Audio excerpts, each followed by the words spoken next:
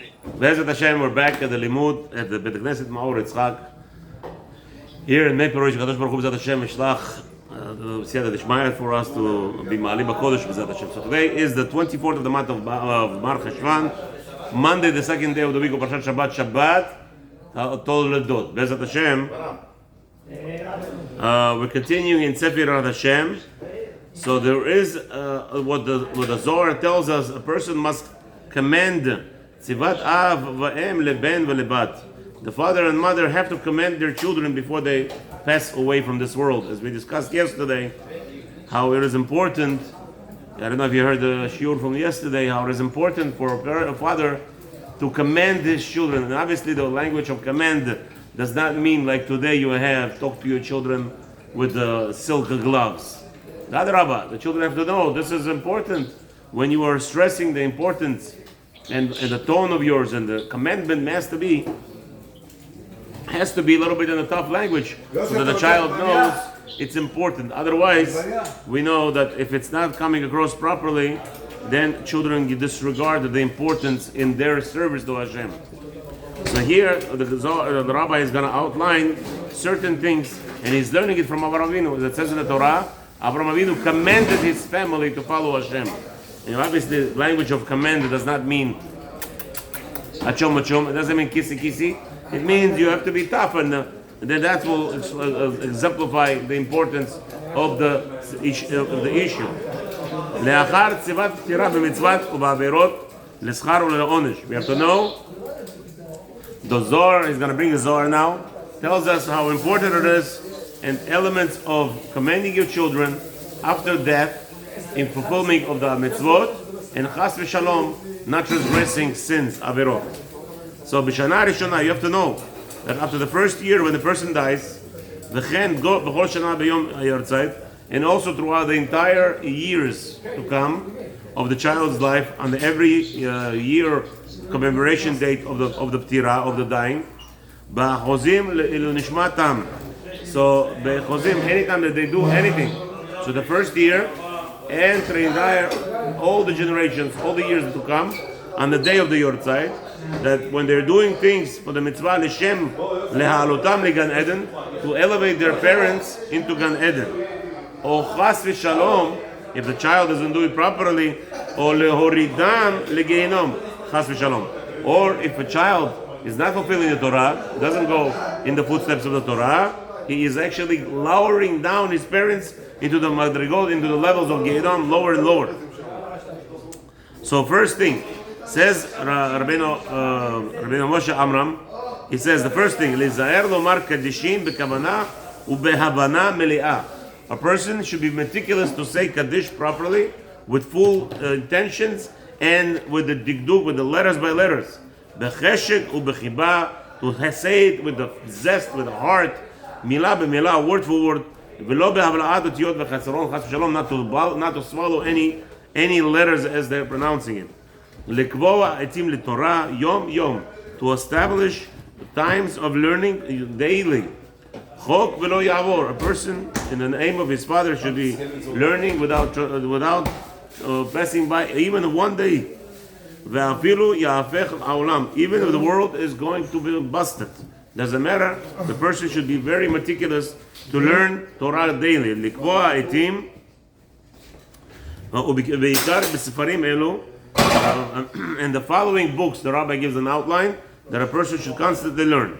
והם בן איש חי, ספר או בן איש חי, ספר החינוך דמצוות, חוק לישראל, a person should not forget every day, וספר פלא יועץ, a person should be studying from a book פלא יועץ, וספר חפץ חיים, obviously the לשון הרע, וספר שמירת הלשון from חפץ חיים, וספר תלמוד תורה of חפץ חיים, שמירת הלשון, keeping your proper tongue.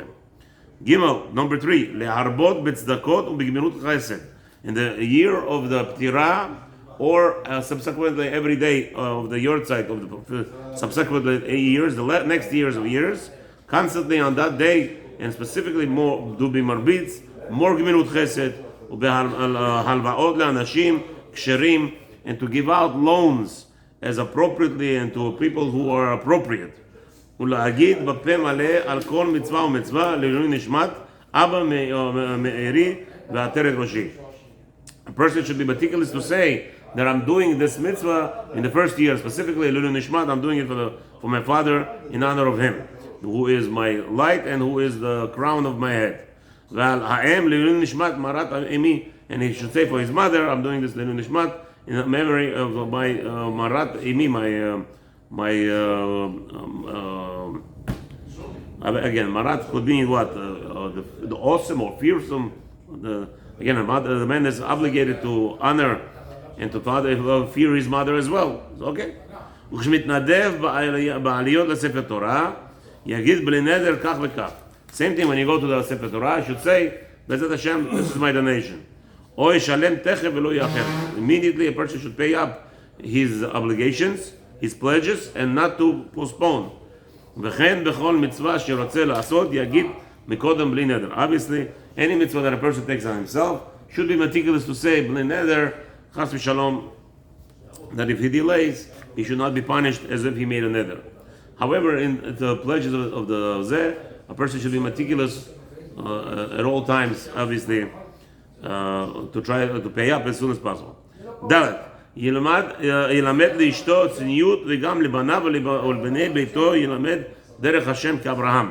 A person should be very careful to stress and to engrave into his wife and to his girls, especially to be tzanua, to be meticulous and in modesty, chas v'shalom, that it will cause other problems in this world.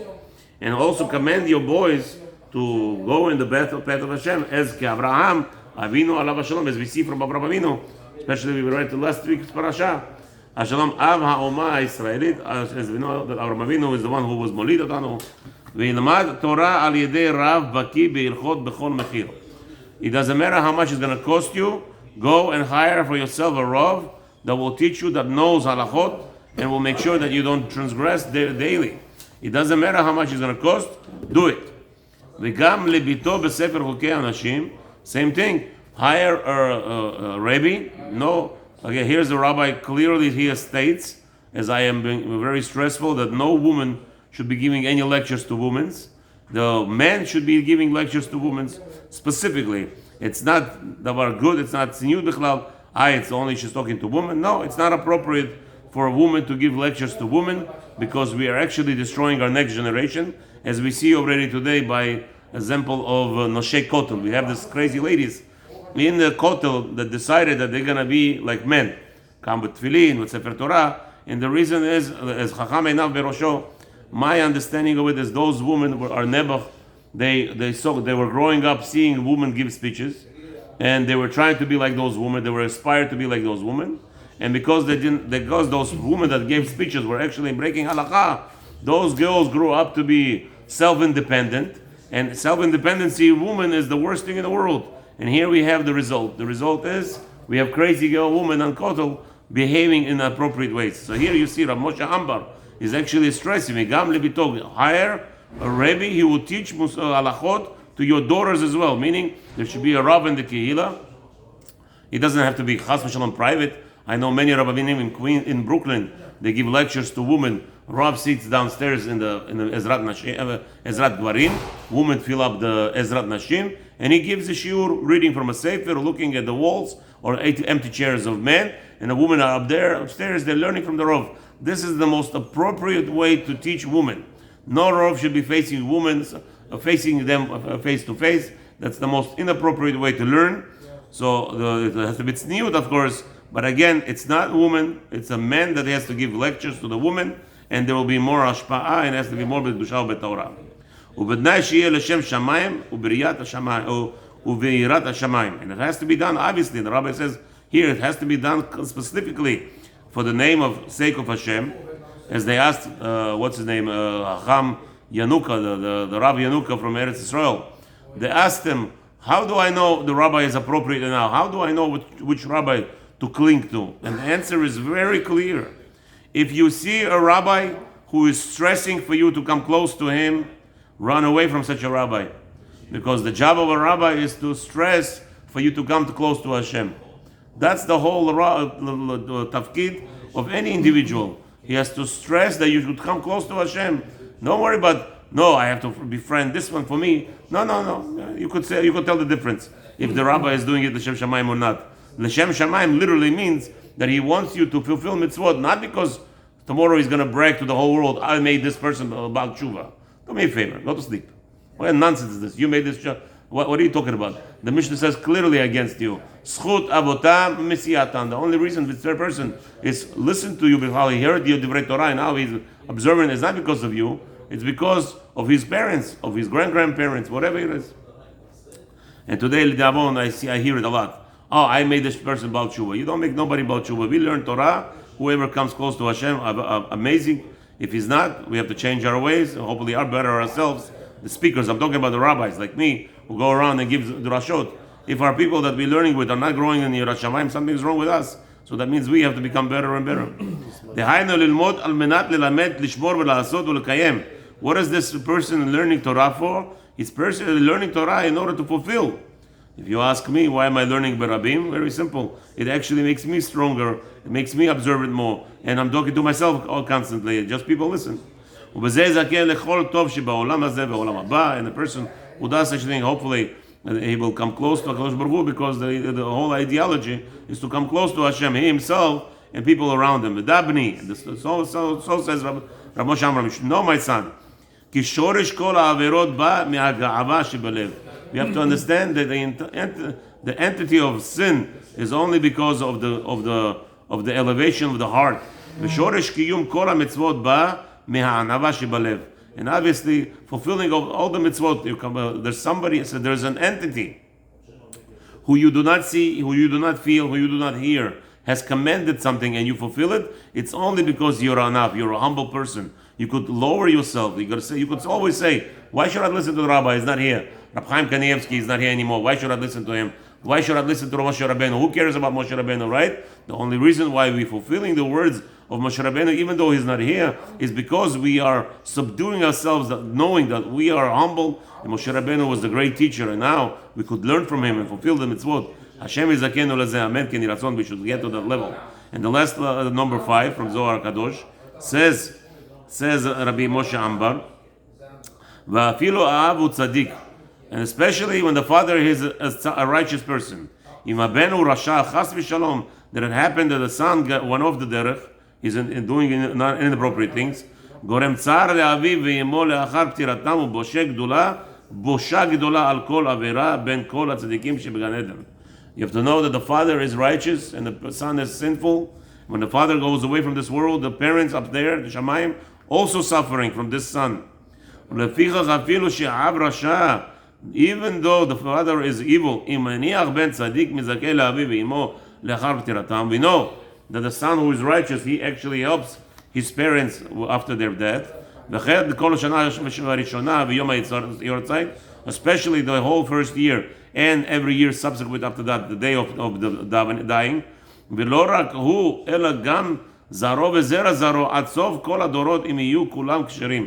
to understand that not just the son helps his father, but the grandson and the grandson, all the generations.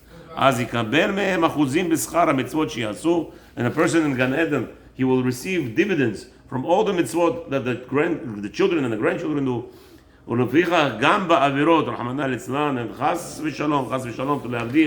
the children are not going in the footsteps of Hashem, they're doing averot, same thing, the person could be punished or be embarrassed at least.